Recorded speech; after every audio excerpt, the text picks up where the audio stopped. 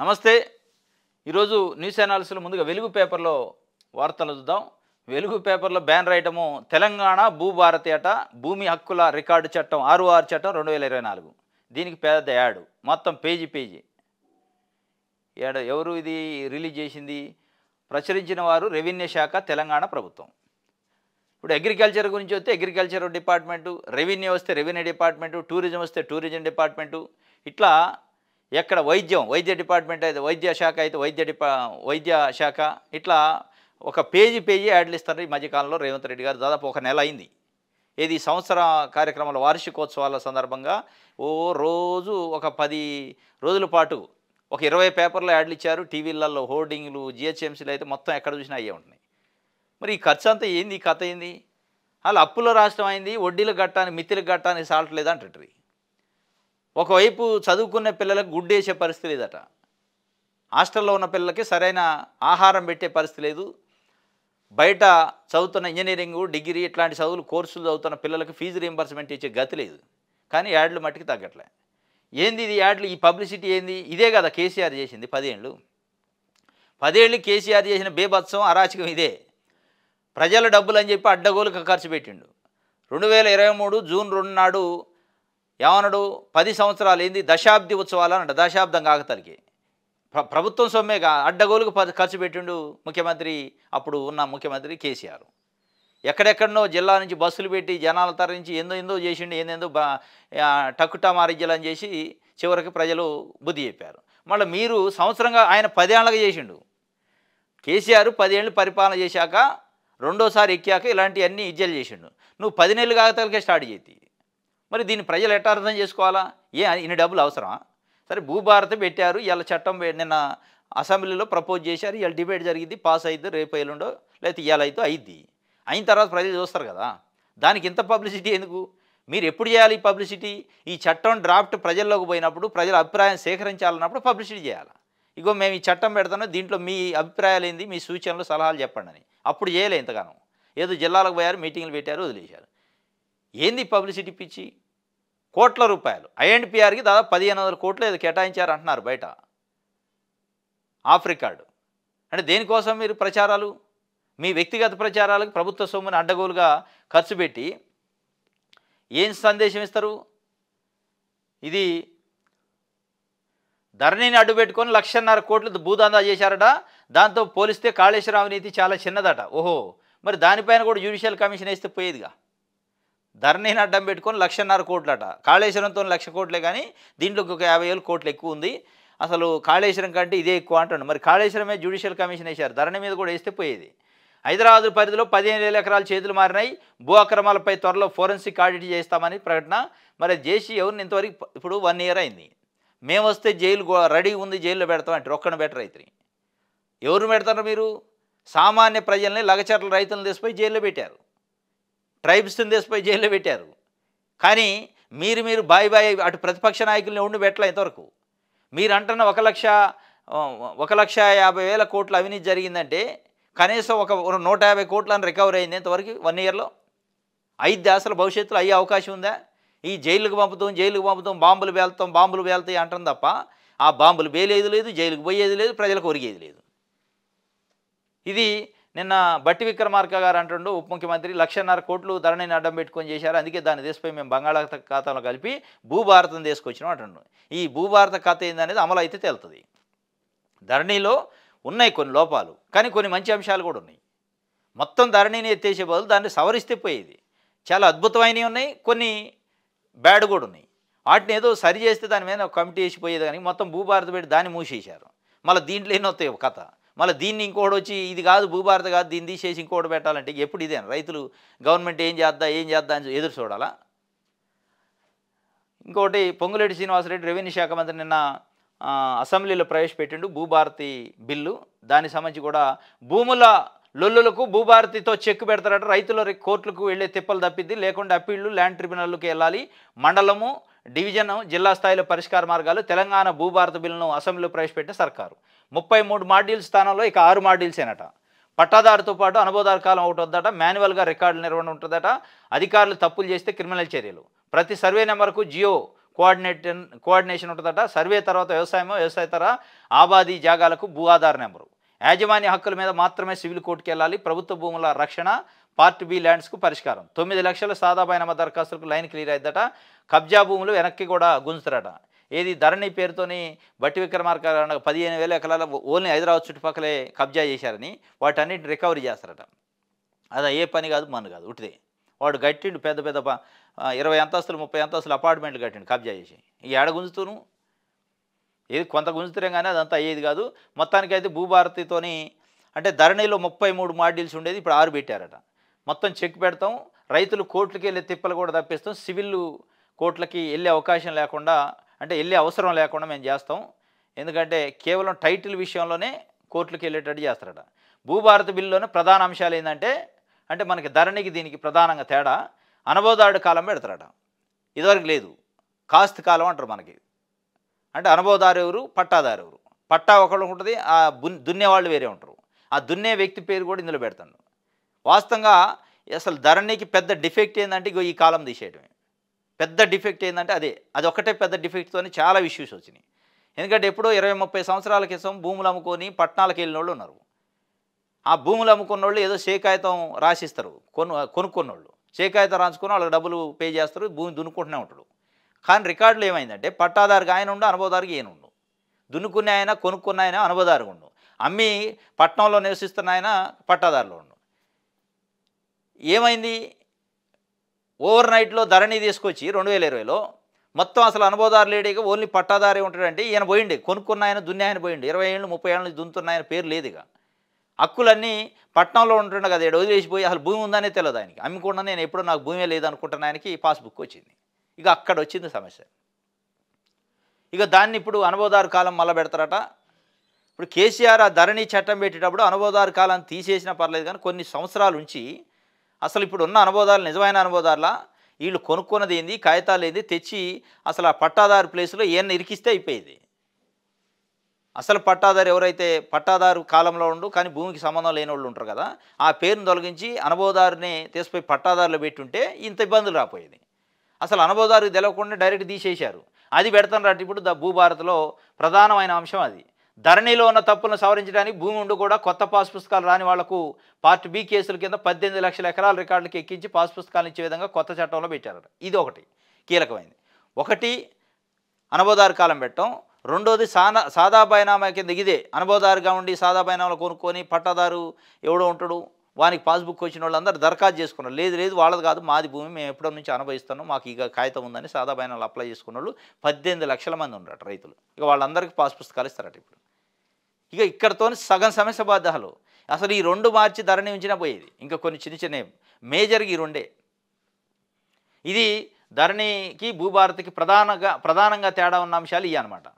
వీటితో పాటు అప్పీల్ చేసుకునే అధికారిని కూడా ఆర్డీఓ, ఎంఆర్ఓ, జాయింట్ కలెక్టర్ ఇట్లా ఇచ్చారు. అది ఒకటి మంచిదే. దాంతోపాటు మ్యూటేషన్ చేసేటప్పుడు విచారణ చేసి మ్యూటేషన్ చేస్తారు, అడ్డగోలుకు చేయరు.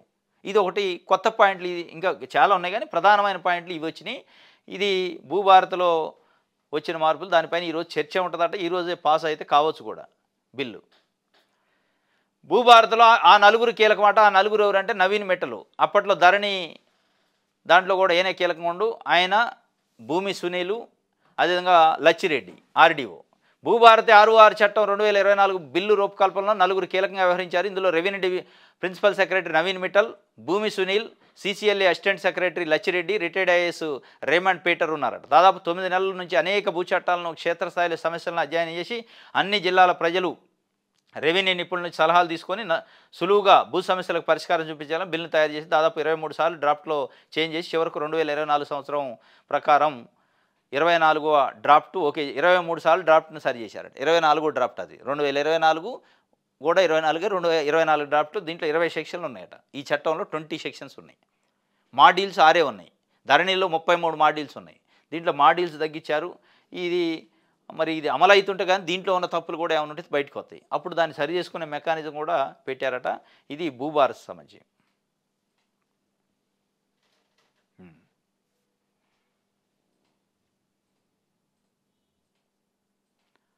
రైట్, ఇది వెలుగుకు సంబంధించి.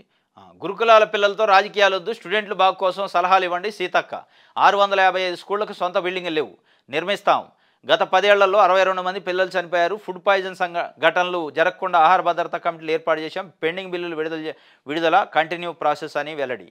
గురుకుల పిల్లలతో రాజకీయాలొద్దు, వాస్తవంగా వద్దు, కానీ రాజకీయాలు చేస్తాను. అటు అధికార పార్టీ చేస్తుంది, ఇటు ప్రతిపక్షం కూడా చేస్తుంది.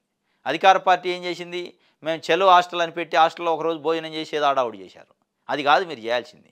ప్రతిపక్షం ఏం చేస్తుంది, సందర్శన పేరుతోనే ఫుడ్ పాయిజన్ అయింది, మేము పోయి సందర్శిస్తామని వాళ్ళు చెప్తున్నారు. ఎవరు చేసే రాజకీయం వాళ్ళే చేస్తున్నారు. అసలు మౌలికమైన సూత్రం ఏం మర్చిపోతున్నారంటే, ఏమీ ఉండాలా వాళ్ళకి, కావాల్సిన వస్తువులు ఏంది, మనం ఇవ్వాల్సింది ఏంది, మనం చేయాల్సింది ఏంది అనేది ఏ రాజకీయ నాయకుడు ఆలోచిస్తారు. దాన్ని ఏ కాడికి ఒక ఫుడ్ పాయిజన్ అయ్యి హాస్పిటల్లో ఒక 10 మంది పిల్లలు ఉంటే దాని ఫోటోలు దిగి వీడియోలు పెట్టి పబ్లిసిటీకి వాడుకుంటున్నారు తప్ప, ఇక దాని కౌంటర్లు ఎన్కౌంటర్లు చేస్తున్నారు తప్ప, నిజంగా అసలు అక్కడ ఏముంది సమస్య, దానికి పరిష్కారం ఏందని ఎవడు ఆలోచించట్లే. చదువుకునే పిల్లల్ని, గురుకులాల్లో చదువుకునే ఎస్సీ ఎస్టీ బీసీ పిల్లల్ని రాజకీయాల్లోకి లాగుతున్నారు. వాళ్ళ వ్యవస్థని రాజకీయాల్లోకి రాగుతున్నారు. ఒక రకంగా ఆత్మస్థైర్యాన్ని కోల్పోయేటట్టు చేస్తున్నారు. కొన్ని లక్షల మంది విద్యార్థులు చదువుతున్నారు అందులో. దానికి కొంచెం మంచి సూచనలు ఇచ్చి, ఎస్ ఇది పర్ఫెక్ట్ వ్యవస్థ, దీంట్లో ఇబ్బంది పడొద్దు, పేరెంట్స్ ఆందోళన చెందొద్దు అని చెప్పాల్సిన రాజకీయ నాయకులు, రాజకీయ పార్టీలు దాన్ని అడ్డగోలు వాడుకుంటున్నారు. అయిపోయింది గురుకులాల పని అని ఒక పార్టీ అంటది. ఒక నాయకుడు గురుకులాల్లో ఏమి లేదు ఇంకా ఉట్టిదే అంటారు. అంటే ఏం చేయాలి, పేరెంట్స్ ఎంత ఆందోళన పడాలా? చిన్న చిన్న పిల్లలు, ఆడపిల్లలను పంపిన వాళ్ళు ఉన్నారు తల్లిదండ్రులు. అసలు అక్కడ ఏమి లేదు, భద్రత లేదు, గాలికి వదిలేశారు అన్నట్టు క్రియేట్ చేస్తారు ప్రతిపక్షాలు. అధికార పక్షాన మరి దాన్ని తగ్గట్టు ఏమైనా చేస్తుందంటే చేసే పరిస్థితి లేదు. ఎవరికి వాళ్ళు రాజకీయాలు చేస్తారు, అసెంబ్లీ కొట్టుకున్నట్టే బయట కొట్టుకుంటున్నారు. ఇది వెలుగుకు సంబంధించి దిశ పేపర్. ఇక భూభారతి యాడ్లు ఫుల్ యాడ్లు వేస్తారు. రైట్, నేటి నుంచి బుక్ ఫెయిర్ ఉందట ఎన్టీఆర్ స్టేడియంలో, ఇందిరా పార్క్ దగ్గర ప్రారంభించిన మంత్రి జూపల్లి పొన్నం. ఎన్టీఆర్ స్టేడియంలో 29 వరకు నేడున్న, ఈ రోజు నుంచి 29 వరకు ఉందట. 350 స్టాళ్లు, పుస్తకాల ప్రదర్శన వెల్లడించిన సొసైటీ అధికారులు. ప్రతి సంవత్సరం డిసెంబర్లో ఉంటుంది బుక్ ఫెయిర్, ఈసారి కూడా డిసెంబర్ 19 నుంచి 29 వరకు. బంగాళాఖాతంలోకి ధరణి, 4 గోడల మధ్య కూర్చొని దాన్ని రూపొందించారు. ప్రజాస్వామ్యతంగా భూభారతి, హరీష్ వినోదుల సూచనలు తీసుకున్నారు. ట్రిబ్యునల్ ఏర్పాటు చేస్తున్నారు రేణి మంత్రి పొంగులెట్టి. అసెంబ్లీలో కొత్త 6 చట్టం బిల్లు. బంగాళాఖాతంలోకి ధరణిని పడేసినాం అంటుండు. అసలు బంగాళాఖాతంలో పడేశారా, గోదావరి నదిలో పడేశారా పక్కన పెడితే, ఇప్పుడు దేశకొచ్చేది ప్రజలకు ఎంత ఉపయోగపడుతుందో కూడా చూడండి. ఇది మీరు 4 గోడల మధ్యలో కూర్చొని చేయలే, వాస్తవం ప్రజల మధ్యలోనే కూర్చొని చేశారు. కానీ అది ప్రజలకు ఉపయోగపడాలా, ప్రజలు మళ్ళీ దీంతోనే ఇబ్బంది పడద్దు. ఆ ఇబ్బందులు ఉంటే ఎప్పటికప్పుడు క్రాస్ చెక్ మెకానిజం ఉండాలి. ఇక చేసిన చట్టం అని చేతులు దులుపుకుంటే అయిపోదు. ఇది భూభారతి వచ్చేసింది. 23 సెక్షన్లతో కొత్త భూ పరిపాలన, దేశానికి ఆదర్శంగా కొత్త 6 చట్టం, ఉచిత న్యాయం అందించేందుకు వ్యవస్థ, అప్పీలు, ట్రిబ్యునల్తో అందరికీ న్యాయం, ప్రతి రిజిస్ట్రేషన్కు సర్వే మ్యాప్ తప్పనిసరిగా ఉంటుందట. మొత్తం 23 సెక్షన్లు అట, 20 కాదు. భూభారతి వచ్చేసింది, దాంట్లో 23 సెక్షన్లోనే అప్పీలు, ట్రిబ్యునల్తోనే అందరికీ న్యాయం అట. ఎవరికైనా డబ్బులు లేకపోతే ఉచితంగా కూడా న్యాయం అందించేందుకు వ్యవస్థను ఏర్పాటు చేస్తారట. ప్రతి రిజిస్ట్రేషన్కి సర్వే మ్యాప్ ఉండాలట కంపల్సరీ. లింక్ డాక్యుమెంట్ ఎట్లా ఉండాలో దాంతోపాటు సర్వే మ్యాప్ కూడా కొత్తగా పెట్టారు. ఇది ప్రజల వైపా అదాని వైపా, మోడీ కేసీఆర్ ఎటువైపు ఉంటారో చెప్పాలి. అదాని విషయంలో వారిద్దరూ ఒకటే, లోపలేస్తారనే భయంతో లొంగిపోయిన బీఆర్ఎస్, పార్లమెంట్లో ఆ పార్టీ విధానం ఏంటో చెప్పాలి. గులాబీ నేతలు డిమాండ్ చేస్తే అసెంబ్లీలో తీర్మానం చేస్తాం. స్నేహితుడిని కాపాడేందుకు ప్రధాని ప్రయత్నం, జేపీసీ వేయకుంటే రాష్ట్రపతి భవన్ ముట్టడిస్తాం. చెలో రాజ్భవన్లో సీఎం రేవంత్ రెడ్డి, రోడ్డుపై పర్యటించిన ముఖ్యమంత్రి, మంత్రులు. ఇది మీరు ప్రజల వైపా అదాని వైపా అని రేవంత్ రెడ్డి ముఖ్యమంత్రి గారు అడుగుతుండు. ఎవరిని? బీఆర్ఎస్ని, మోడీని, అంటే కేసీఆర్ని, మోడీని. అందరు ప్రజల వైపే అంటారు, మీరు అదే అంటున్నారు. ఎవడు ప్రజల వైపు ఉండు, ఎవడు మోడీ వైపు ఉండు, ఎవడు కేసీఆర్ వైపు ఉండు, అదాని వైపు ఉండో తెలవట్లేదు. కన్ఫ్యూజన్ చేసేస్తాను. అందరూ ప్రజల కోసమే మేము పుట్టినాం, పెరిగేది కూడా అదే, మా పార్టీ దానికి ఉంది, మేము జీవితాలు త్యాగం చేసినాం అంటారు. మరి ఎవడు త్యాగం చేసినట్టు అనిపి ఇట్లా ప్రజలే చివరికి త్యాగం చేయాల్సి వస్తుంది. ప్రజలు గవర్నమెంట్ ఏం చేద్దామని ఎదురు చూడాల్సిన పరిస్థితి వచ్చింది. ఆయన నిన్న ముఖ్యమంత్రి రేవంత్ రెడ్డి గారు చెబుతుంటే ప్రజల వైపా ఆదాని వైపా తేల్చుకోవాలి మీరు అంటాడు. ఆదాని వైపు అని ఎవడు బయటికి చెప్పడు, వాళ్ళు చేసేదాన్ని బట్టి మనం అర్థం చేసుకోవాలి అంతే. రైతు కూలీల గుర్తింపుపై సర్కార్ ఫోకస్ పెట్టిందట. ఉపాధి హామీ కూలీల లెక్కల ఆధారంగా 28న 6,000 సాయం పంపిణీ చేస్తానన్నారు. అంటే భూమి లేని నిరుపేదలకి 6,000 వేయాలంటే అసలు ఎవరు అనేది గుర్తించాలి. ఆ గుర్తించే కార్యక్రమం స్టార్ట్ చేశారట. 6,000 రూపాయలు 28 రోజు వేస్తారట. దానికి ఉపాధి హామీ కూలీలు కార్డులు ఉన్నాయి కదా, దాన్ని బేస్ చేసుకొని చూస్తారట. ఉపాధి హామీలో అసలు భూమి లేనోళ్ళుతో పాటు భూమి ఉన్నోళ్ళు కూడా ఉన్నారు కార్డులు. అది కూడా చూడండి. ఇంకోటి ఏంటంటే, మీరు గుర్తించే కార్యక్రమంలో చాలామందిని బకరా చేయమాకడ. పబ్లిక్లు రోడ్డు పైన పడతారు పాపం. మీరు చేసిన దాంట్లో ఒక్క దాంట్లో కూడా సాఫీ లేదు. ఇప్పుడు ప్రజాపాలన దరఖాస్తు తీసుకున్నారు సంవత్సరం క్రితం డిసెంబర్లోనే. ఇప్పుడు అసలు అవి ఎడిపోయినాయి ఎవడికి తెలియదు. రేషన్ కార్డు దరఖాస్తు చేసిన వాళ్ళు ఉన్నారు, ఇంటి కోసం అప్లై చేసిన వాళ్ళు ఉన్నారు, ఇక రకరకాలుగా అప్లై చేశారు. రైతు భరోసా కోసం ఈ నిరుపేదలు 12,000 కోసం అప్లై చేశారు. ఆ లిస్ట్ ఉంటుంది కదా, ఆ లిస్టే బయట రాలే. రైతు రుణమాఫీ అని 567 జీవో చేసి హడావుడిగా జూలై 18న 17నో రిలీజ్ చేశారు. దాంట్లో ఇప్పటికీ చాలామంది రైతులు రుణమాఫీ రాని వాళ్ళు ఉండరు. వాళ్ళు అసలు ఎవరిని అడగాలి, ఎవరికి చెప్పుకోవాలో తెలియని పరిస్థితిలో ఉంది. ఇక అట్లా మీరు అతుకులు బంతగా చేయొద్దు. ఏదో నేను చేసినా గుర్తించిన 28 రోజు 6,000 రూపాయలు కొంతమందికి వేసినా ఇంకా వదిలేత్త గాలి కంటే కుదరదు. అట్లా కాదు, కన్స్ట్రక్టివ్గా ఉండాలి మీ పరిపాలన, మీరు చేసే పని. కాంగ్రెస్ పార్టీ సంవత్సరం నుంచి చేస్తున్న దాంట్లో ప్రతి పనిలో ఏదో ఒక లోపం, ఏదో ఒక బొక్కలు ఉంటున్నాయి. ఇక ఆ బొక్కలు లేకుండా చేయండి. మళ్ళీ దీంట్లో కూడా బొక్కలు ఉన్నాయనుకో, పాపం వాళ్ళు సామాన్య ప్రజలు, భూమి లేని నిరుపేదలు. వాళ్ళు నువ్వు ఇచ్చే 6,000 కోసం ఎదురు చూసి వాళ్ళు జుట్టు పట్టి కొట్టుకునే కాడికి ఇదే మాకు అధికారులను పోయి కొట్టే కాడికి తెచ్చుకుంటారు మీరు. కాబట్టి ఆ గుర్తించే కార్యక్రమం చక్కగా చేయండి. ఇప్పటికీ చేసిన దాంట్లో ఫెయిల్ అయ్యారు మీరు, ఈ దీంట్లోనే సక్సెస్ కాండి. ఇంకోటి, అసలు నిన్న అది ఏది రైతు భరోసా పైన చర్చ వస్తుందన్నారు 18వ తారీఖు. నిన్ననే వద్దన్నారు 16 కానీ 18 కానీ రైతు భరోసా పైన చర్చ ఉంటుంది, క్లారిటీ వస్తుంది. ఎన్ని ఎకరాల లోపు రైతులకి ఇవ్వాలి, ఎంత టార్గెట్ పెడతారని ఆ చర్చే రాలా. మరి ఇవ్వాలి వస్తుంది అంటున్నారు. నేడు రైతు భరోసాపై చర్చ, 4 బిల్లులకు ఆమోదం తెలిపే ఛాన్స్ ఉందట. ఇవాళ పెడతారేమో రైతు భరోసా పైన. అది కొన్ని లక్షల మంది రైతులు ఎదురు చూస్తున్నారు. ఏంది మా గురించి రైతు భరోసా ఎప్పుడు వస్తుంది ఇప్పుడు అసెంబ్లీ స్టార్ట్ అయిన దగ్గర నుంచి చూస్తున్నారు. ఏమన్నా మా గురించి ఎవడన్నా ఒక మాట మాట్లాడతారా, ఎవరి నోటి నుంచి వద్దని టీవీలు పెట్టుకొని ఎదురు చూస్తున్నారు. మరి ఇవాళ పెట్టి క్లారిటీ ఇచ్చి అంటే జమ వేయండి, అయిపోద్ది డబ్బులు. 28 రోజు నాకు తెలిసి 6,000 రూపాయలు వాళ్ళకి వేస్తారు. వేసిన తర్వాత నెక్స్ట్ మంత్ రైతులు పెట్టండి. ఏది ఈ సంక్రాంతి కల్లా పెడితే రైతులు సంతోషిస్తారు. పాపం ఎదురు చూస్తారు రైతు భరోసా పైన ఏముంటుందని. నిన్న చూశారు చాలామంది, ఏం చెప్తారు అంటే ఏం చెప్పలే. ఇది లగచర్ల నిందితులకు బెయిల్ వచ్చిందట పాపం. నిన్న దాదాపు 24 మందికి, పట్నం నరేందర్ రెడ్డితో సహా 24 మందికి మంజూరు చేసిన నాంపల్లి కోర్టు మాజీ జవాన్ శేఖర్ను అరెస్ట్ చేయొద్దని హైకోర్టు చెప్పింది. లగచర్ల ఘటనలో నిందితులుగా ఉన్న మాజీ ఎమ్మెల్యే నరేందర్ రెడ్డి రైతులకు నాంపల్లి కోర్టులో ఊరట లభించింది. నవంబర్ 11న వికారాబాద్ కలెక్టర్ ప్రభుత్వ అధికారులపై దాడి ఘటనలో మాజీ ఎమ్మెల్యే పట్నం నరేందర్ రెడ్డిని ఏవన్ నిందితుడిగా 24 మంది రైతులపై బోరాంశంపేట పోలీస్ స్టేషన్లో కేసు నమోదు చేశారు. మొత్తానికి వాళ్ళకి 50,000 పూచికత్తుని పట్నంకు 24 మంది రైతులకు ఒక్కొక్కరికి 20,000 షూరిటీతో కోర్టు బెయిల్ మంజూరు చేసింది. ఇక వాళ్ళ 20,000 జమ చేసి పాపం రైతులు ఇన్ని రోజులు జైల్లోనే ఉండే, పని లేదా, పైసలు లేదా, మళ్ళీ ఒక్కొక్కరికి 20,000 నెత్తన వేశారట కోర్టు. కనీసం 5,000 10,000 వేసినా పోయేది. అంతా రైతులు పేదోళ్ళు కాదు పాపం. యాడికి పోతారు? షూరిటీ అంటే ఏంది? కోర్టులో కేసు అయినప్పుడు ఎటు పోకుండా అన్నట్టు. కోర్టుకు అటెండ్ కావడానికి దీనికి సంబంధించి షూరిటీ ఓ 5,000 పెట్టు, పర్సనల్ బాండ్ పెట్టి అయిపోయా. దానికి 20,000 అయితే ఆయన వ్యాపారస్తులా అంటే పట్నం నరేందర్ రెడ్డి అంటే ఆయనకి డబ్బులు ఉన్న 50 కాదు ఇంకొక 50 వేసినా కడతారు. కానీ సామాన్య రైతులకి అంత వేయాల్సింది కాదు. 20,000 వేశారు పాపం. 23 మంది ఇవాళ ఇప్పుడు తనలాడాలి మొత్తానికి బెయిల్ అయితే మంజూరు అయింది పాపం. 24 మందికి దాదాపు చాలా రోజులైంది. నవంబర్ 11 అంటే నెల దాటిపోయింది, జైల్లోనే ఉన్నారు. ఈ జైల్లో ఉన్న ఆయన మొన్న హీరియా నాయక ఎవరో బేడీలు వేస్తే ముఖ్యమంత్రి రేవంత్ రెడ్డి ఢిల్లీ నుంచి సీరియస్ అండి. ఎట్లా వేస్తారు రైతులకు బేడీలు అంటే, అసలు రైతుల్ని జైల్లో ఎట్లా వేస్తారని ప్రజలు అడుగుతున్నారు. నువ్వు జైల్లో వేస్తే బేడీలు వేసిండు, జైల్లో వేసే కార్యక్రమం దాకా ఎందుకు పోయింది? అసలు కలెక్టర్ నా పైన దాడే చేయలేదు అన్నాడు. దాడి అనేది నా పైన జరగలేదన్న, కేసు ఎక్కడిది, జైలు ఎక్కడిది? రైతులను ఎట్టేస్తారు మీరు జైల్లో? మరి జైలు వేసాక బేడీలు వేస్తారంటే వేయకపోతే ఏం చేస్తారు? నువ్వు జైలు వేయటమే తప్పు. ఇక జైలు వేసాక జైల్లో ఖైదీని ఎట చూడాలో అట చూస్తారు. వాళ్ళకి ఏమైనా మెదడు ఉంటుందా ఉడికన్నా పోలీస్ ఆఫీసర్కి? వీళ్ళు ఒక రైతు ఉగ్రవాది కాదు, తీవ్రవాది కాదు, బేడీలు వేయద్దని ఉడకన్న సోయిందా? నువ్వు బేడీలు వేసిన దానిపైన సింపతి చూపించిన కానీ జైల్లో పెట్టిన దానిపైన చూపించాలి నీ నియోజకవర్గం వల్ల. ఇది లగచర్ల బాధితులకైతే నిన్న బెయిల్ వచ్చింది.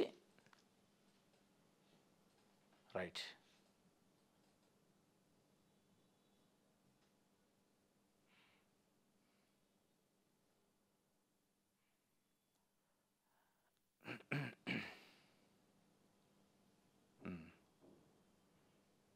సభ్యులు సభలోకి తాగి వస్తున్నారట. నేను హరీష్ రావు అన్నాడు. మరీ అసెంబ్లీ ఎకాడికి పోయిందంటే తాగుబోతుల పంచాయతీ లెక్క అయింది. డ్రంక్ అండ్ డ్రైవ్ టెస్ట్ చేయాలి లోపలికి అసెంబ్లీకి వచ్చేటప్పుడు అని సీనియర్ సభ్యుడు ఆయన 10 సంవత్సరాలు మంత్రి చేసిండు. ఇప్పుడు నిజంగానే ఒకళ్ళు నువ్వు చెప్పదలుచుకుంటే స్పీకర్ దగ్గర పోయి చెప్పండి, సార్ కాస్త తాగి వచ్చినట్టు అనిపిస్తున్న కొంతమంది టెస్ట్ చేయండి అని. నువ్వు దాంట్లో అసెంబ్లీ రికార్డులో చెప్పే పని అది. ఇప్పుడు శాసనసభ అసెంబ్లీ అంటే ఈ రాష్ట్రానికి చట్టాలు చేసే అత్యున్నతమైన సభ అది. మా కోసం మంచి మంచి చట్టాలు చేసే సభ్యులు కూర్చొని చర్చిస్తున్నారని 4 కోట్ల మంది ప్రజలు అనుకుంటున్నాడు. మీరు తాగుబోతులు తాగిన దాని గురించి మాట్లాడుకుంటే ఏమనుకోవాలి వాళ్ళు?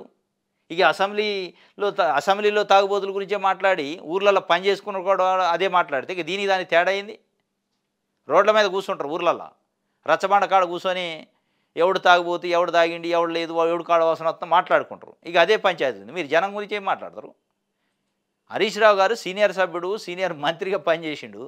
ఆయన నిజంగానే అట్లాంటిది ఉంటే స్పీకర్కి ఛాంబర్లో పోయి చెప్తే బయట రికార్డుల కోసం చెప్పడం తప్ప, పబ్లిసిటీ కోసం చెప్పడం తప్ప అది ఎవడు సబబానరు. నిజంగా ఒకళ్ళు వచ్చారు అనుకున్నా అట్టగా చెప్పాల్సింది. ఆయన చెప్పిండు, సభ్యులు తాగి సభలోకి వస్తున్నారు, సోయి లేకుండా మాట్లాడుతున్నారు, డ్రంక్ అండ్ డ్రైవ్ టెస్టులు పెట్టండి, అసెంబ్లీలో హరీష్ రావు సంచలన వ్యాఖ్యలు క్షమాపణ చెప్పాలని మంత్రి పొంగులేటి డిమాండ్. సమాజం తలదించుకునేలాగా మాట్లాడిండని, మీ మామ తాగి పడిపోయింది మర్చిపోయారని బీర్లాయలయ్య ఆలేరు ఎమ్మెల్యే విప్పు మాట్లాడుతాడు. ఇక ఇవన్నీ వస్తాయి. మరి ఇక నువ్వు ఒకటన్నాకంగా మీ మామ తాగి పడిపోయినట్టు ఆయన బ్రాండ్ ఇది, ఈయన బ్రాండ్ ఇది, బ్రాండ్ల గురించి మాట్లాడుకునే కథ వచ్చింది ఇప్పుడు అసెంబ్లీలో. ప్రజల గురించి ఎవడు మాట్లాడలే, వాళ్ళ వ్యక్తిగత విషయాలే మాట్లాడుకుంటున్నారు. కేటీఆర్ ఏడ చదువుకుండు, రేవంత్ రెడ్డి ఏడ చదువుకుండు, కేసీఆర్కి 16 జీవో అమలైందే, కేటీఆర్కి రేవంత్ రెడ్డికి ఇదే మీ వ్యక్తిగత ప్రతిష్టలు, మీ నాలెడ్జి, మీ గొప్పతనాలు చెప్పుకోవడానికి అసెంబ్లీ ఉంది. ఇది ఆయన నిన్న అన్నాడు. దానిపైన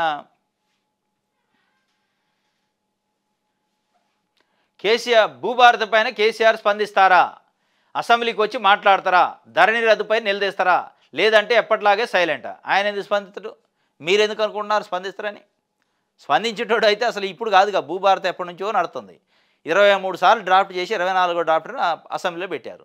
ఆ 23 సార్లు ఎప్పుడు మాట్లాడలే ఆయన. దానిపైన ప్రజాభిప్రాయ సేకరణ, రైతుల నుంచి అభిప్రాయం సేకరించారు. ఏ రోజు ఆయన ఒక ఉత్తరం రాయలే గవర్నమెంట్కి, ఇది ఇట్లా కాదు అట్లా కాదని. ఇవాళ మాట్లాడతాడు, ఉట్టిదే మాట్లాడ్డా ఆయన. అసెంబ్లీకి వస్తేగా మాట్లాడటానికి. అసెంబ్లీలోకి రాడు, ప్రెస్ మీట్ పెట్టి కూడా చెప్పడు. నాకెందుకు, నేను దాన్ని తెచ్చిన, దాంట్లో ఉన్న మంచి ఏదో చెడు ఏందో జనం చూశారు, ఓట్లు వేశారు. ఇప్పుడు వాళ్ళు పెట్టుకొని వాళ్ళకి ఇచ్చారు, పెట్టుకున్నాక దాంట్లో ఉన్న మంచి ఏది చెడు ఏది చూస్తారు, మళ్ళీ తీర్పిస్తారు. నాకెందుకు, నేను హడావుడిగా భుజాలు ఎగరేసుకొని అంత అవసరమైంది, అనుభవిస్తారు వాళ్ళే అన్నట్టు ఆయన చూస్తాడు. నా గొప్పతనం ఏందో తెలిసిన రోజు నేను బయటకు వస్తా, కేసీఆర్ మంచోడు, కేసీఆరే రావాలి, కేసీఆర్ ఏడుండో ఎత్తుక్కునే పరిస్థితి వచ్చిన రోజు నేను వస్తాను. నాకేందంతా, నాకు ఇల్లు రాదు అయ్యాల, జనంలోకి ఎందుకు పోవాలి నేను? జనం పిలిచిన రోజే పోతా అని ఆయన ఒక స్ట్రాటజీ ప్లే చేస్తాను. జనమే పిలిచి ధర్నాలు చేసిన రోజు బయటకు వస్తా నేను. నా ఫామ్ హౌస్ దగ్గరకు వచ్చి జనాలు ధర్నా చేస్తారనుకుంటున్నాను. ఆయన కేసీఆర్ రావాలి, మాకు న్యాయం చేయాలని అడుగుతారు అనుకుంటుండు. కానీ అట్లుండదు. రాజకీయాలలో జనంలో ఉంటేనే రాజకీయం, ప్రజల్లో ఉన్నోడే ప్రజానాయకుడు. నేను ఫామ్ హౌస్లో ఉంటే ప్రజానాయకుడు అవుతాడంటే అవ్వడు, ఏమైనా కళ్ళగా అంటున్నాం కానీ మరి అది అయితే కాదు. ఎప్పటిలాగే సైలెంట్ అంటే సైలెంటే ఉంటాడు. కేసీఆర్ తన మానస్పుత్రికగా భావించి ధరణి చట్టాన్ని తీసుకొచ్చారనే ప్రచారం ఉండేది. అలాంటి చట్టాన్ని కాంగ్రెస్ ప్రభుత్వం రద్దు చేసింది. దాని స్థానంలో భూభారతిని అమలు చేయాలని భావిస్తుంది. ఈ క్రమంలోనే అసెంబ్లీలో రెవెన్యూ శాఖ మంత్రి పొంగులేటి శ్రీనివాసరెడ్డి భూభారతి బిల్లును ప్రవేశపెట్టారు. గురువారం సభలో చర్చించి దాన్ని ఆమోదించనున్నారు. అయితే మాజీ సీఎం కేసీఆర్ ధరణి రద్దుపై ఎలా స్పందిస్తారు, కాంగ్రెస్ నిర్ణయంపై ఏ విధంగా రెస్పాండ్ అవుతారు, సభకు వచ్చి మాట్లాడతారా, లేకపోతే కనీసం ప్రెస్ నోట్ విడుదల చేస్తారా, లేదా ఎప్పటిలాగే మౌనంగా ఉంటారా అని చర్చ జరుగుతున్నది. ఇవన్నీ మనం జుట్టు బిక్కోవడం తప్ప ఆయన ఏం రాడు బయటికి. మనం ఏడు జుట్టు బిక్కోవటం మీడియా ఇది నాయకులు తప్ప ఆయన బయటికి రాడు. ఏదో అన్ని క్వశ్చన్లు వేస్తారు, వస్తాడా, ప్రెస్ నోట్ రిలీజ్ చేస్తాడా, ప్రెస్ మీట్ పెడతాడా, ఇవన్నీ ఉటిదే. ఆయనకు రావాలనుకున్నప్పుడు వస్తాడు. ఆయన మనసులో ఇవాళ రావాలి బయటికి అన్న రోజు వస్తాడు. నువ్వు ధరణి కాదు ఇట్లాంటి 10 చేసినా రాడు. జరుగుతుంది. అధికార పార్టీ మాత్రం ప్రతిపక్ష నేత కేసీఆర్ అసెంబ్లీకి వచ్చి భూభారతిపై మాట్లాడాలని, ధరణి రద్దుపై ఉన్న అభ్యంతరాలను వివరించాలని డిమాండ్ చేస్తున్నది. కేసీఆర్ సభకు వస్తే పార్టీకి మైలేజ్ వస్తుందని, అలాగే ఎమ్మెల్యేలకు సైతం భరోసా కలుగుతుందనే డిస్కషన్ గులాబీ పార్టీలో ఉన్నది అని సభలో జరిగే చర్చలు కేసీఆర్ ఎంతకాలం దూరంగా ఉంటారని బీఆర్ఎస్ ఎమ్మెల్యేలు తమ ఎంట్రీలో చర్చించారట. ఇది కేసీఆర్ రాడు, అది చర్చ జరగదు, వీళ్ళే గొడవ పెట్టుకుంటారు. రైట్.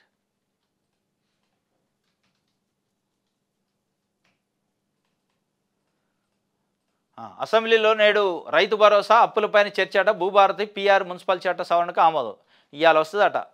ఏది రైతు భరోసా పైన చర్చ ఈరోజు చర్చ ఉంటుందట.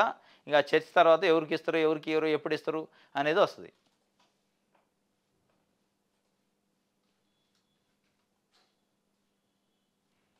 రైట్, ఇది దిశకి సంబంధించి. ఆంధ్రజ్యోతి చూద్దాం. దీంట్లో కూడా యాడ్ 20 పేపర్లలో ఇచ్చారు. భూమికి భరోసా, సామాన్యుల భూ హక్కులను పరిరక్షిస్తాం, ఇవ్వండి రైతుకు భరోసా ఎప్పుడని రైతులు అడుగుతున్నారు. మీరు భూమికి భరోసా అంటున్నారు. భూమికి భరోసా ఉంది, ధరణిలో కూడా ఉంది, కానీ కొన్ని లోపాలు ఉన్నాయి, అది సరి చేస్తే మీరు ఇది పెట్టారులే, కానీ రైతుకు కూడా భరోసా ఎప్పుడో చెప్పండి అని రైతులు అడుగుతున్నారు. భూమికి భరోసా ఇస్తే ఇద్దరు.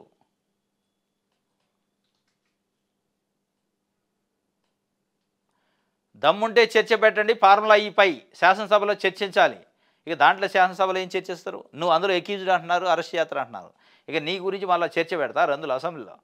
ఇక చాలా ప్రజల గురించి మాట్లాడతారు, కానీ ఎన్ని డబ్బులు తినడు, ఏం తినడు, తినలేదా తినడా అని ఎవడని చర్చ పెడతాడు. రాహుల్కు విజన్ ఉంది, త్యాగ గుణం కూడా ఉంది, మోదీకి ఆ రెండు లేవు, తాను ఆదాని బాగుండాలనేది ఆయన నినాదం అని మాజీ MLA PCC working president Jaggareddy మాట్లాడుతాడు. రాహుల్కి విజన్ ఉంది, త్యాగం గుణం రెండు ఉన్నాయి, కానీ మోడీకి ఆ రెండు లేవు, ఆయన ఆదాని బాగుంటే చాలని, ఈ దేశం ఎడిపోయినా పర్లేదని ఉంది అన్నట్టు ఒక వార్త ఆంధ్రప్రదేశ్లో. అందుకే దేశ సంపదను దోచిపెడుతున్నాడు, ప్రజల కోసమే మోదీ ఆదానికో హటావో దేశ్కో బచావో నినాదాన్ని రాహుల్ ఎత్తుకున్నాడు. ప్రజల కోసమే ఒక నినాదాన్ని రాహుల్ గాంధీ ఎత్తుకున్నాడు.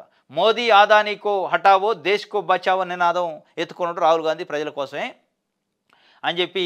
హరీష్ కోరినట్టు అసెంబ్లీలో డ్రంక్ అండ్ డ్రైవ్ టెస్ట్ పెట్టేందుకు సీఎంకి ఏ అభ్యంతరం లేదు, ఆ టెస్ట్ పెడితే కేసీఆర్ అసెంబ్లీకి రాడేమో, రాహుల్ దాకా ఎందుకు మాట్లాడతావు కిషన్ రెడ్డి, ఆదాని గురించి అమెరికా చెప్పలేదా, కవిత 3 నెలలు జైల్లో ఉండి డిస్టర్బ్ అయింది, మూసీ గురించి ఆమెకు తొందర ఎందుకు, టీపీసీ కార్యనిర్వాహక అధ్యక్షుడు జగ్గారెడ్డి చాలా కీలకమైన వ్యాఖ్యలు చేసిండు.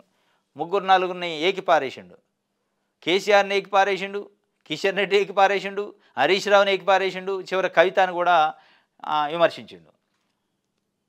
ఇప్పుడు ఆయన మోడీ ఆదానిని కూడా మోదీ ఆదానికో హటావో దేశ్కో బచావో అని రాహుల్ గాంధీ నినాదం తీసుకుంటూ దేశం కోసం ప్రజల కోసం అనేది ఒకటి. హరీష్ రావు నిజంగానే కోరిని నిన్న డ్రంక్ అండ్ డ్రైవ్ టెస్ట్ చేయాలని, చేస్తే ఇట్లా ఇక కేసీఆర్ శాశ్వతంగా అసెంబ్లీకి రాడు, ఎందుకంటే ఇక కేసీఆర్ అంటేనే అది అన్నట్టు ఈయన చెప్తుండు. కేసీఆర్ ఏకుండా రాడు అనేది వాళ్ళ నినాదం. కాబట్టి ఇక అసలే ఇప్పటికే రావట్లేదు, ఇక నువ్వు ఈ టెస్ట్ పెడితే అసలే రాడురా నాయన అని అదొకటి చెప్పిండు. ఇంకోటి రాహుల్ దాకా ఎందుకు మాట్లాడుతా కిషన్ రెడ్డి, ఆదాని గురించి అమెరికాలో ఎఫ్ఐఆర్ అయింది కదా, ఆ కథ ఎందుకు చెప్పు అంటాడు. ఇది కవిత కూడా 3-4 నెలలు జైల్లో ఉందిగా, మైండ్ అంతా దొబ్బినట్టుంది, ఆమె మూసీ గురించి ఏదో మాట్లాడుతున్నా అంత తొందర ఎందుకని కూడా మాట్లాడుతున్న పరిస్థితి. ఇది నిన్న అల్లు అరవింద్ రేవతి కుటుంబ సభ్యులను పరామర్శించుండు. శ్రీ తేజ ఆమె ఏదైతే తొక్కేసలాటలో బాబు హాస్పిటల్లో ఇప్పుడు కూడా క్రిటికల్లో ఉండు, ఆయన పరామర్శించిండు. ఎప్పుడో డిసెంబరు 4 నాడు ఘటన జరిగితే ఇంతవరకు ఎందుకు పరామర్శించలే, కనీసం అల్లు అరవింద్ టైం లేదని బయట విమర్శలు వస్తున్నాయి. ఆ విమర్శలకు కౌంటర్గా ఆయన పోయిండు. నిన్న పోయి ఆయన ఏం చెప్తుందంటే, న్యాయ నిపుణుల సలహాతోనే బన్నీ రాలేదు, శ్రీతేజ కోలుకునేందుకు ఏం చేయడానికని సిద్ధమని అల్లు అరవింద్ చెప్పిండు. ఇది ఆయన హాస్పిటల్కి పోయి పరామర్శించాడు వాస్తవంగా. అంటే కొంతమంది లీగల్ ఎక్స్పర్ట్ చెప్పారట, ఎందుకంటే ఎఫ్ఐఆర్ మీ మీదనే అయింది, కంప్లైంట్ చేసిన వాళ్ళ ఇంటికి పోయి నువ్వు పరామర్శిస్తే అంటే ఎవిడెన్స్ని మ్యానిపులేట్ చేయడానికి బెదిరియడానికి పోయిందని ఒక ఆరోపణలు వస్తాయి, అది లీగల్గా ప్రాబ్లం అవుతుందని చెప్పారట. అందుకే నేను రాలేదు అని అల్లు అర్జున్ రాలేదు, అందుకే నేను వచ్చి పరామర్శిస్తానని చెప్పి అల్లు అరవింద్ చెప్పిండు. మరి అదేదో ముందే పోతే అయిపోయేది కదా, డిసెంబర్ 5 నాడు పోతున్నా 6 నాడు పోతే అయిపోయేది కదా. లీగల్ ఎక్స్పర్ట్ చెప్పారనేది కూడా కనీసం అల్లు అర్జున్ ట్విట్టర్లోనో కనీసం ప్రెస్ మీట్ పెట్టి చెప్పొచ్చు, ఏం తప్పేముంది.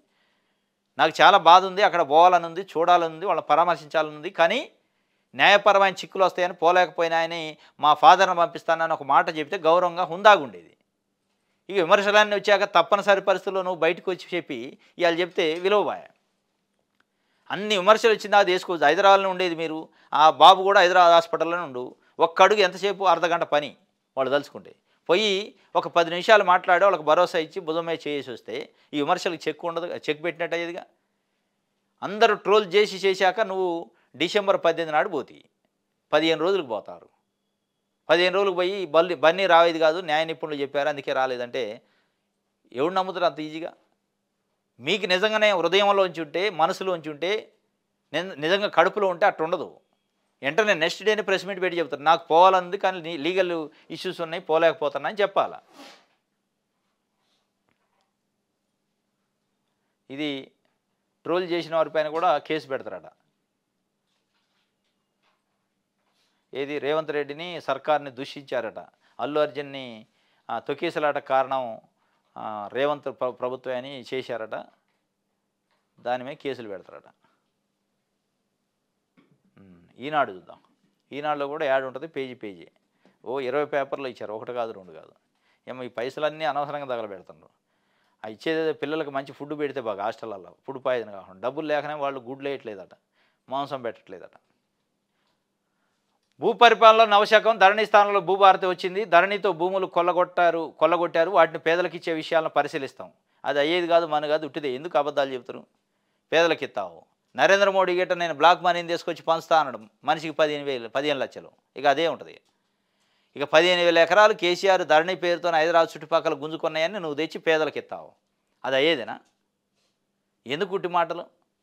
ఇక ఆయన కూడా చెప్పిండు, నరేంద్ర మోడీ కూడా, నేను మనిషికి 15 లక్షలు ఇస్తా అని 2014లో నేను గెలిస్తే. రైట్, ఇది ఈనాడు. నమస్తే తెలంగాణ. మూసీ మోసం గుట్టు రట్టు అయిందట. ఫస్ట్లో 50,000 కోట్లతోని ప్రక్షాళన చేస్తామన్నాడట. తర్వాత 71,000 కోట్లు, ఏకంగా 1,50,000 కోట్లు. గోపన్పల్లి ఫ్లైఓవర్ ప్రారంభోత్సవం రోజు జూలై 28 రోజు ముఖ్యమంత్రి రేవంత్ రెడ్డి గారు చెప్పిండు. చివరికి 1,50,000 చెప్పాక విమర్శలు వస్తే అసలు డిపిఆర్ లేదు, ఉట్టిదే అంటాడు. మరి ముఖ్యమంత్రి నోటితో చెప్పిండు కదంటే, ఇక మొత్తానికి అడితిరిగి డిపిఆర్ కూడా ఉందట. 160 కోట్లు పెట్టి డిపిఆర్ తయారీ బాధ్యతను ఒక కంపెనీకి అప్పచెప్పారట. ఆ డిపిఆర్ వచ్చిందట, మెయిన్ ఆర్ట్ కంపెనీకి అప్పగించారట. అక్టోబర్ 4నే. డిపిఆర్ కాలేదంటూ అక్టోబర్ 15 సీఎం ప్రకటన చేసే ముందు మరి డిపిఆర్ ఇంకా కాలే, ఒకడికి ఇచ్చినాం మెయిన్ ఆర్ట్ అనేటోడికి, అది ఇంకా కాలేదని చెప్పాలిగా. ఆ ఇచ్చింది కూడా దాచిపెట్టారు. చివరికి నిజాలన్నీ బయటకు వస్తున్నాయి. మూసీ మోసం గుట్టు రట్టయిందని చెప్పి నమస్తే తెలంగాణ ఒక వార్తనిచ్చింది. సీలింగ్ భూమి సమర్పయామి, గోడ దూకిన అరికెపూడి గాంధీకి రిటర్న్ గిఫ్ట్ ఇచ్చిండట రేవంత్ రెడ్డి. 1000 కోట్ల విలువైన ప్రభుత్వ భూమి దారాదత్తం. గాంధీ భార్య శ్యామలాదేవి, కూతురు నందిత, సోదరుల పేరు మీదకు పట్టా మార్పిడి. ఎన్నికలకు ముందే గాంధీ కబ్జా భూ భాగోతాన్ని పసిగట్టి రిజిస్ట్రేషన్ రద్దు చేసిన కేసీఆర్ సర్కారు. ఇక చూడు, 1000 కోట్ల రూపాయల విలువైన ప్రభుత్వ భూమిని రేవంత్ రెడ్డి అరికెపూడి గాంధీకి ఇచ్చిండట. ఎందుకు? పార్టీ మారినందుకు. ఇప్పుడు చెబుతుంది నమస్తే తెలంగాణ. ఇంకో మాట ఏం చెప్పింది? ఎన్నికలకు ముందే గాంధీ కబ్జా భూ భాగవతాన్ని పసిగట్టిండట కేసీఆర్ ప్రభుత్వం. మరి కేసీఆర్ ప్రభుత్వం ఎన్నికలకు ముందే అరికెపూడి గాంధీ కబ్జా చేసిండని మీ బీఆర్ఎస్ పార్టీ ఎమ్మెల్యే కదా గుర్తించాక ఆయనకి టికెట్ ఎందుకు ఇచ్చినావు? 2023 ఎన్నికల్లో ఇవ్వద్దు కదా. కబ్జా కోరుకు టికెట్ ఇచ్చారు మీరు. అంటే మీ పార్టీలో ఉన్నప్పుడే నీతిపరుడు, మీ పార్టీ నుంచి బయటకు వచ్చింది కాబట్టి మేము అప్పుడే గుర్తించి రిజిస్ట్రేషన్లో రద్దు చేసినమాట. అరికెపూడి గాంధీ అనే వ్యక్తి బీఆర్ఎస్ ఎమ్మెల్యేగా 2018 నుంచి 23 వరకు ఉన్నాడు. మరి ఆయన కబ్జా చేసిండని కేసీఆర్ ప్రభుత్వం గుర్తించి రిజిస్ట్రేషన్ రద్దు చేసింది. రిజిస్ట్రేషన్ రద్దు చేసినోడు టికెట్ ఎందుకు రద్దు చేయలేదు? అంటే ఏంది మీ స్వార్థం? అంటే మా పార్టీలో ఉన్నప్పుడు కబ్జా చేసి శరీరంతా పంచుకున్నా ఏం లేదు, మా కోటాలు ఇస్తే అయిపోయా మంచోడు. ఇప్పుడు మీ పార్టీలో లేడు కాబట్టి మేము రద్దు చేసినాం, ఏనెందుకు రద్దు చేయడం అంటావు. ప్రజలు ఏమడుగుతున్నారు అంటే, భూ కబ్జా కోరికి మా కాన్స్టిట్యున్సీ టికెట్ ఎందుకు ఇచ్చినావు అంటున్నారు శేర్లింగంపల్లి ప్రజలు. సమాధానం చెప్పాలా బీఆర్ఎస్ పార్టీ. అంటే ఏ దోత్తే అది కన్వీనియంట్గా మాట్లాడితే, ఇప్పుడు మల్లారెడ్డి మీ పార్టీలో ఉండరు, రేపు మాపు ఇంకో దాంట్లో పోతారు, ఏమంటే మల్లారెడ్డి కబ్జా కూరైతుడు. సుధీర్ రెడ్డి మీ పార్టీలో ఉండు, నల్ల సొక్కాలు వేసుకొని మీ ఎమ్మటి తిరుగుతుండు. రేపు మాపు పార్టీ మారాడనుకో ఒకవేళ, ఇన్ కేసు ఏ పార్టీలో కన్నా, ఇక ఎమ్మటే సుధీర్ రెడ్డి అంత కబ్జా కోరు. ఇగో ఇట్లా అయింది అన్నట్టు. ఇది మొత్తానికైతే ఆయన 1000 కోట్ల భూమిని గాజుల రామారంలో చేతులు మారిందట. 12 ఎకరాల ప్రభుత్వ భూమిని కబ్జా చేసి పడేసిందట. రికార్డులు కూడా వచ్చినాయి. ఇది తప్పే అది తప్పే, మీరు టాలరేట్ చేసి టికెట్ ఇవ్వడమే తప్పు. టికెట్ ఇవ్వకపోతే ఆయన ఎమ్మెల్యేగా అయ్యేటోడు కాదు, ఇలా ఈ కబ్జా చేసేటోడు కాదు. దానికి కారణం బీఆర్ఎస్ కూడా. తెలిసి టికెట్లు అట్టు ఇచ్చారు కబ్జా కోర్లకి. రైట్, ఇది నమస్తే తెలంగాణ. సాక్షి చూద్దాం. సాక్షిలో కూడా పెద్ద యాడ్, నిలువెత్తు ఫోటోతోనే యాడు. ఆదాని ప్రధాని దేశం పరువు తీశారు. చలో రాజ్భవన్ కార్యక్రమంలో ముఖ్యమంత్రి రేవంత్ రెడ్డి ఆదానిని కాపాడేందుకు మోదీ ప్రయత్నిస్తున్నారు. రాజ్భవన్కు సమీపంలో రోడ్డుపై బైఠాయించి నిరసన తెలిపారట రేవంత్ రెడ్డి గారు. ఆదాని ప్రధాని ఇద్దరు కలిసి దేశం పరువు తీశారట. ఆటోలో అసెంబ్లీకి కాకి చొక్కాలు ధరించిన బీఆర్ఎస్ ఎమ్మెల్యేలు ఆటో డ్రైవర్ల సమస్యలు పరిష్కరించాలని డిమాండ్. ఆదాని వ్యవహారంలో సీఎం వ్యాఖ్యలపై మెరుపు నిరసన. ఇది ఆ ఆటోలో వచ్చారట నిన్న, మొన్న నల్ల చొక్కాలతో వచ్చారు. రైట్, ఇది ఒక వార్త. ఇది ఈరోజు న్యూస్ అనాలిసిస్. రేపు తాజా వార్తలతో తిరిగి కలుసుకుందాం. Thank you.